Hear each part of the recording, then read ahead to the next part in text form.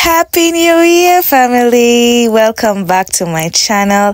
Thank you so much for clicking. I hope you're doing good. On my side, I'm doing perfect. I started my year on a very high note. If you have not subscribed to my channel already, you are missing out on a lot. Kindly subscribe and hit the notification button to be notified each and every time I upload. Today we step into the hallowed grounds of Osu Castle, a fortress that breathes history in every stone. As we traverse its age-old corridors that unlock the narratives that linger within these walls, from colonial era to potival moments in Ghana's past, this is more than just a castle. It's a living testament to a nation's journey. So join me as we peel back the layers of time, revealing stories that have shaped Osu Castle into a cultural and historical treasure it is today. To access Osu Castle, I paid 100 Ghanaian cedis as a foreigner, and locals pay 50 Ghanaian cedis. We were lucky to find that the tour guide has just started with some visitors who came just before us. Hi. We are joining you. Thank you. Osu Castle, located in Accra, Ghana, is a historical fortress with roots dating back to the 17th century. Originally constructed by the Danes, the castle has served various purposes throughout its history, including functioning as a trade post and later becoming a focal point for colonial administration. Notably, Osu Castle bears witness to significant historical events, including the transatlantic slave trade and Ghana's struggle for independence. Today, it stands as a symbol of Ghana's rich heritage and tangible connection to its historical narrative. Okay, so after the branding, now they will put them here to stay there, wait for the ship. Now we are going there, and I'll show you the number of people that stay in there. Okay. During the transatlantic slave trade, Osu Castle played a pioneering role as a holding point for enslaved individuals before their journey across the Atlantic. The castle, strategically positioned along the Gold Coast, became a crucial node in the network of European trading forts.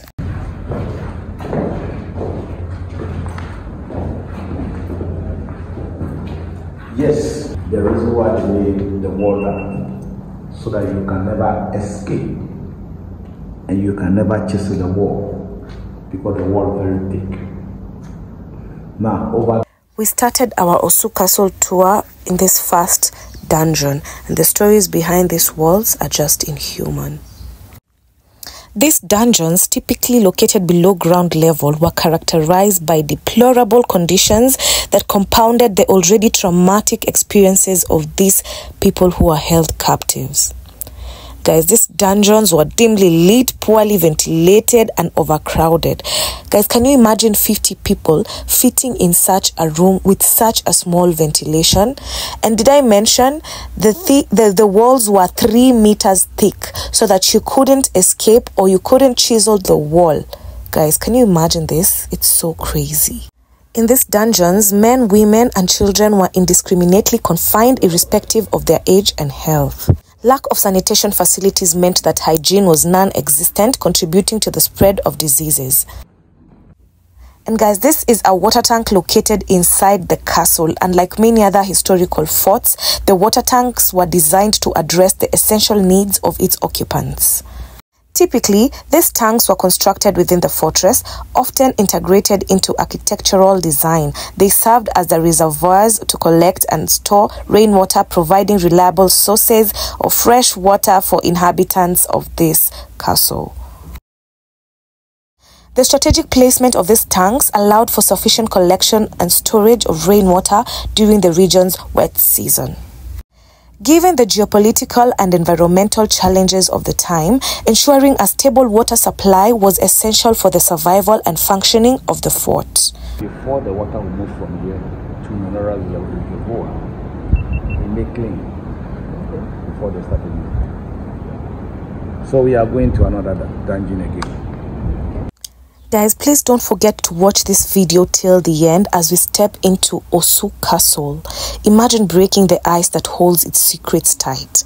Picture this fortress as a time capsule, each stone whispering tales of trades, hardship, and victories. Together, we'll peel back the layers and discover the rich history woven into every fabric of Osu Castle.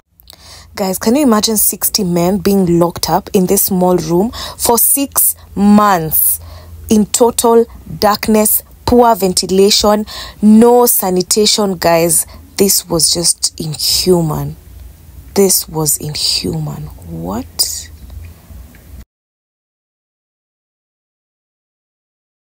Like leftover urine and feces.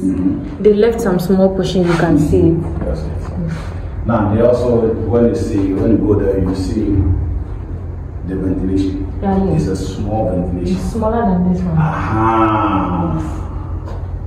So the smaller ventilation over there, so they were fighting to get the air. So that's the reason why there's some of the monks will die. Okay, yeah, so there was struggle. Yeah. And the woman, they also kidnapped. So this is the dungeon, and this is another one. This one is a very big dungeon. This dungeon, you can walk from here.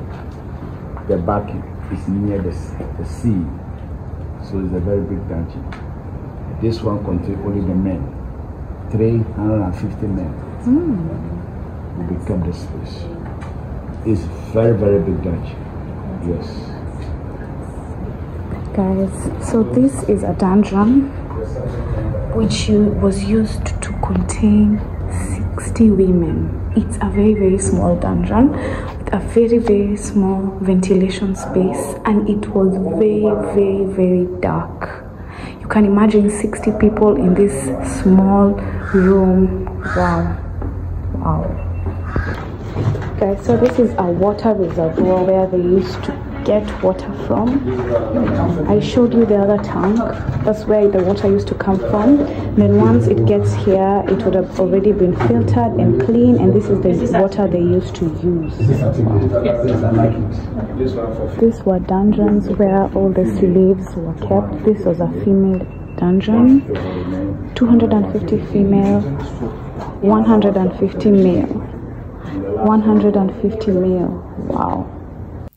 I ran my fingers along the cold iron surface and I could almost feel the vibrations of the past. The rusted patina tells a story of resilience, as Osu Castle's iron gates withstood the test of time, remaining steadfast amid the changing tides of history. In each Greek and groan, there is an untold. The staircase. They also divide the 3 categories. The middle for the president, the royal ambassador, they can walk in the middle from red carpet to the gate. This staircase within Osu Castle unfolds like a historical narrative in 3 distinct rows, each playing its role in the fortress tapestry. The central path, broad and commanding, served as the grand artery, witnessing significant events and diplomatic dialogues. You see the staircase? Oh yeah, that's the staircase. That's the staircase. Okay. Now you also see.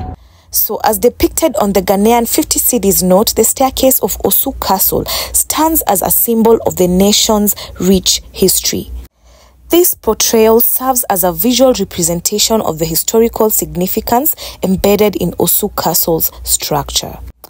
The 50 cedis note, with its depiction of the staircase, becomes a tangible link to Ghana's past, inviting those who hold it to explore the historical narratives woven into the architectural fabric of Osu Castle.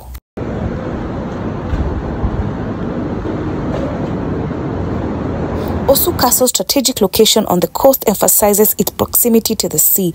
Positioned along the shoreline, the fortress played a pivotal role in maritime activities, facilitating trade and serving as a crucial link between the European powers and the resources of Gold Coast. The Osu Castle, historically known as the Christiansborg Castle, served as a residence of various European colonial powers in Ghana, and it wasn't typically occupied by Ghanaian royals. The castle changed hands among the Danes, Swedes, and eventually the British during the colonial era.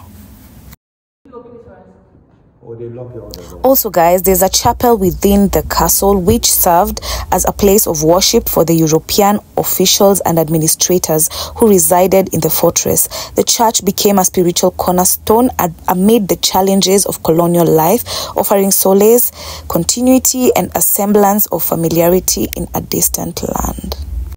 And down here is where the dungeons were.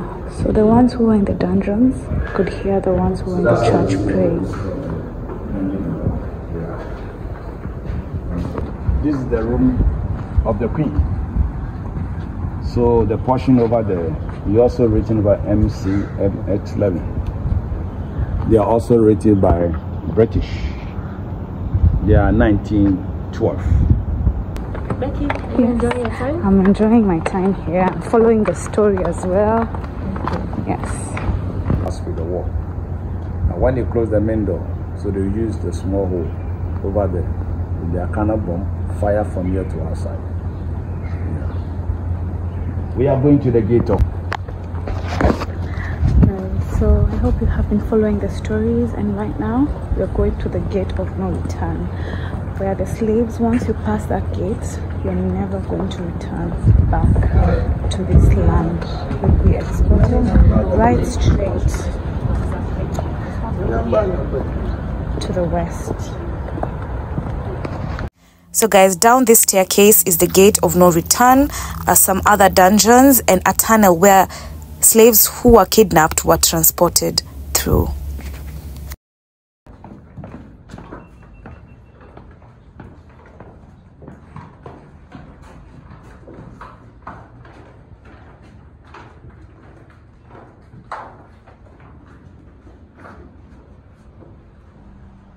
The final gate to the ship. Okay. Now this is the gate of no return. When the slaves are coming like this, those who blind, this is where they sort them out. They never allow them to join the boat. Okay. With the barrier, I'll show you the barrier. But at the same time, it's a dungeon. We have a 3 dungeon, horrible dungeon over here. Okay. Now look at the construction. They also made by Danish and one of the Ghanaian local king. They plan to create this tunnel. Yeah, we go there. Oh, okay. So they plan to create this tunnel. Okay, one for the men, one for female, one for our young men. So now they all. Guys, so this is a dungeon where you cannot stand. You just squat. And the strong men were the ones who were being locked right inside here. No, it's a different thing. This looks very new. The third one. Okay, so this was a female dungeon, and because of the pressure, 2 females died here. This is where one was buried, and this is where the other one was buried. The young men coming from this place. They come from this place.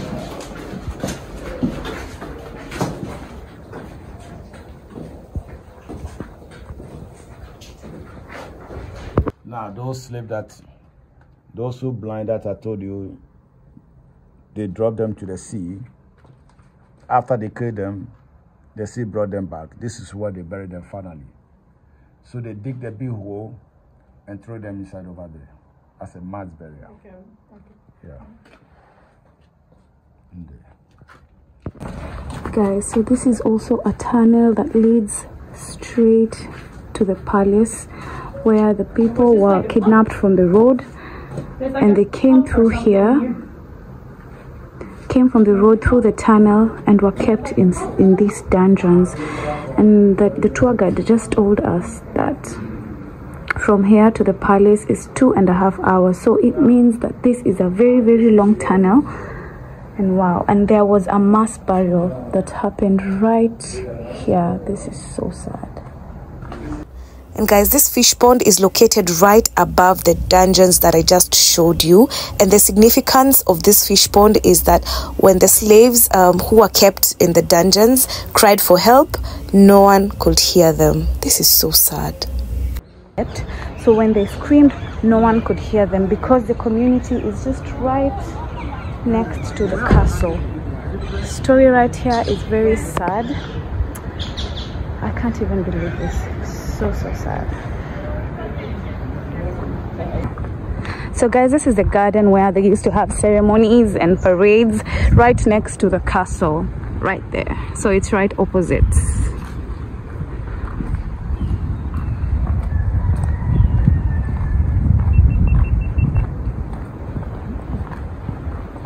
It's a nice, cool place. It has very many trees. They used to rent this space for people to come and have Parties and weddings, right? Weddings. Yeah. This is Stella Shanelli. She has been so kind to me.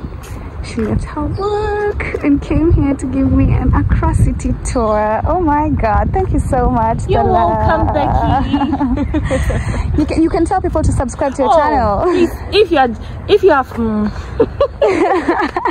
if you chance on this video, do also join my YouTube family. I create travel related videos all over Ghana and beyond. Come join the family. It's Stella Shanelli. Yes.